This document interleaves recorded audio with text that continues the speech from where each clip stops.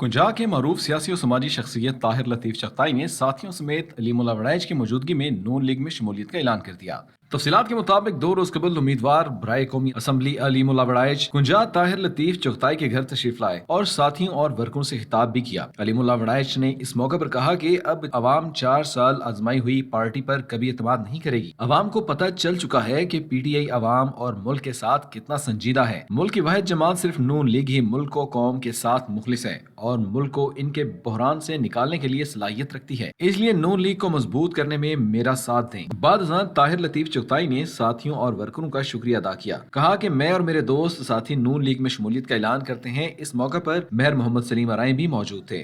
Shahzad Afzal Chughtai, citizen news, Mangowal. हम सब एक मुल्क के शहरी हैं और हम सब का नुमाइंदा न्यूज चैनल सिटीजन न्यूज, हर शहरी बाखबर।